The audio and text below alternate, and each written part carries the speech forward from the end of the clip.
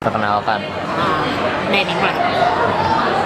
Halo, gue Pangisti dari Kriminologi 2011. Di sini gue mau sharing-sharing aja sih gitu. Kan gue punya pengalaman tentang yang bisa dibilang seksual harassment di transportasi gitu. Jadi kejadiannya itu sekitar bulan Juli 2013 kalau gue nggak salah. Itu gue pulang kampus jam 8:30. Terus emang gue transportasi gue dari stasiun ke rumah itu naik Kopaja. Nah, terus di situ emang lagi keadaannya lagi penuh banget. Terus gue berdiri di situ kondisinya. Di belakang gue nih ada bapak cukup rapi dan dandanannya, dia pulang kantor, dia pakai celana bahan, pakai ikat pinggang, pakai kemeja dan membawa tas yang selempang orang-orang kantoran itu. Di belakang gue posisinya. Terus gue udah mulai gak nyaman karena dia sudah mulai mendekatin diri sama gue gitu. Terus pas gue nengok, kok pantat gue tuh berasa seperti kayak dia menggoyang-goyang, kenapa ya, menggesek-gesekan pantatnya dia menggesek-gesekan kemaluannya dia ke pantat gue gitu. Terus gue situ masih nggak sadar, sekitar udah agak lama deh, semenitan itu gue baru ngeliat ke belakang dan dia emang melakukan hal itu. Ketika gue ngeliat pun dia melakukan hal itu lagi gitu. Itu gue udah mulai marah sih gitu. Sorry kalau misalnya gue nunjukinnya agak kotor omongannya gitu. Cuman gue bilang anjing, ngapain lu ngelakuin apa lu di belakang gue gitu. Terus dia, kenapa sih mbak? Enggak apa-apa kok, saya nggak ngapa-ngapain. Terus ya gue makin marah kan, karena gue udah ngeliat celananya dia mengetat gitu, kayak kemaluannya dia sudah mulai tegang gitu. Terus celananya dia mengetat, terus dia masih nggak ngaku dia mau ngapa-ngapain gue gitu. Ya gue bilang gitu, lu kayak tai deh, lo ngapain lu anjing gitu. Terus gue anak krim, gue bisa laporin lo ke polisi.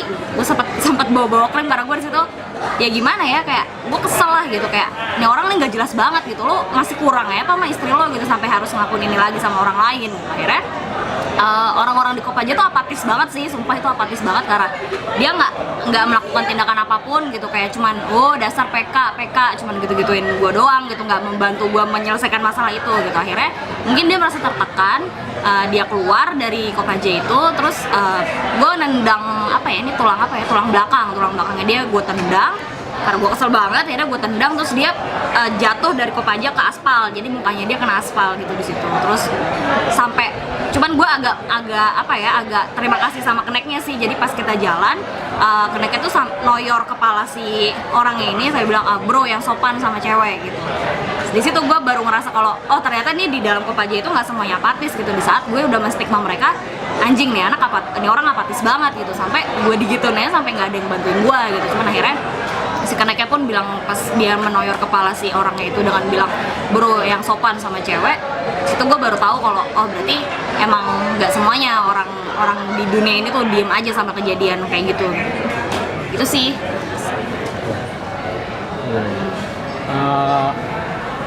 Kalau menurut lo sendiri, cara lo itu udah cukup benar belum buat menyelesaikan masalah istilahnya melawan dari tindak pencegahan kekerasan seksual di kendaraan umum? Kalau menurut diri gue sendiri sih udah benar ya gitu. Kenapa? Karena gue ngelawan gitu daripada gue diem aja gitu. Ntar gue juga sempat kepikiran mungkin kalau gue diem aja dan gue nggak ngerasa sama kejadian itu, mungkin di pantat gue udah banyak banget sperma yang dia keluarin gitu misalnya gitu. Cuman karena di situ gue pun ngeliat, di situ gue juga jujur takut gitu kalau misalnya gue ngerinya kayak dia nih ngapa-ngapain gue lagi gitu. Nanti ketika gue turun terus dia ngikutin gue atau segala macem, dia perkosa gue di tengah jalan atau gimana, gue sempat kepikiran ke situ gitu. Cuman ya udah gitu, ternyata ya gue pede aja gitu, gue lakuin ini ya gue buat ngelindungin diri gue sendiri. Terus ya alhamdulillah sih nggak kejadian apa-apa gitu. Cuman gue puas aja, tapi gue sempat ngerasa takut kalau dia tiba-tiba pas dia jatuh di belakangnya itu ada mobil terus dia kelindes, gue nelfon polisi berarti gitu. Itu sih. Terus kenapa menurut lo orang-orang yang di bus itu kebanyakan apatis? Nah, jadi kenapa gue ngerasa apatis, karena dia nggak ngebantu gue gitu. Jadi gue di situ suara gue udah kenceng banget teriak, dan bus itu kan nggak gede-gede banget kan gitu. Dengan kondisi orang mepet-mepetan, masa ya nggak dengar suara gue gitu. Memang gue nggak minta tolong gitu, cuman kan kayak dengan gue teriak anjing ngapain lu di pantat gue, ngapain lu gesek-gesekin kemaluan di pantat gue gitu. Terus dia masih diem aja kayak cuman ngeliatin. Dan gue tahu persis nih kayaknya orang yang di sebelah gue tuh juga ngeliat si bapak itu ngelakuin itu ke gue gitu. Cuman dia nggak ngapa-ngapain gitu, nggak kayak pak nggak menahan bapak itu, jadi cuma diem aja gitu. Bahkan pas yang gue selesai gue selesai marah-marah sama dia pun, orang-orang situ cuma kayak teriak PK PK gitu. Nggak ngelakuin apapun gitu. Apatis banget sih sama kejadian-kejadian kayak gini. Sebenarnya gimana sih caranya mencegah, istilahnya ya, mencegah banyaknya tindak kekerasan seksual di kendaraan umum?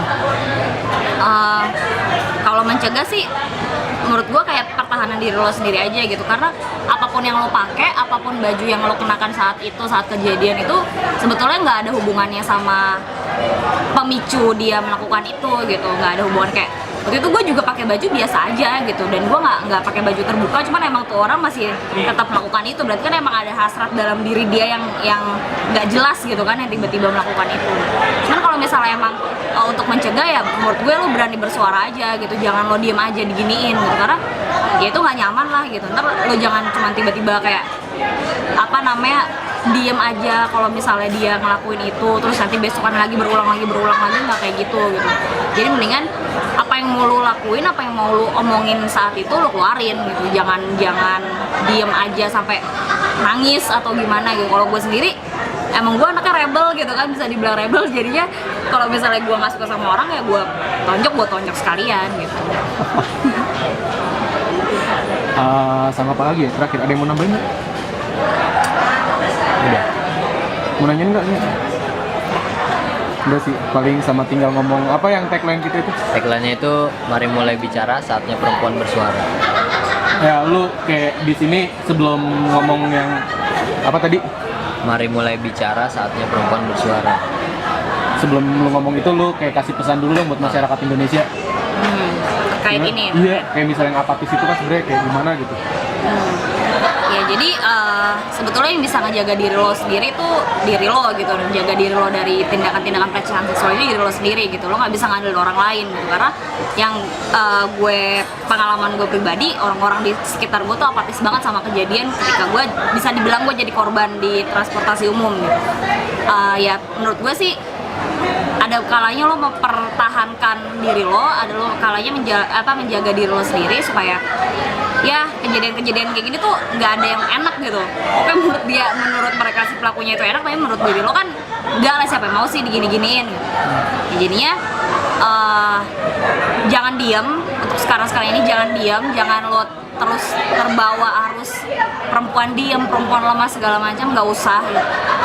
Ya itu udah udah lama banget yang kayak gitu-gituan gitu. Sekarang lo udah harus bisa mandiri, udah harus bisa pertahanin diri lo sendiri, jangan ngandelin orang lain. Percaya sama kekuatan diri lo sendiri aja gitu. Terus, mari mulai bicara, saatnya perempuan bersuara. Untuk saat ini, ayo kita sama-sama jaga diri kita. Mari mulai bicara, saatnya perempuan bersuara.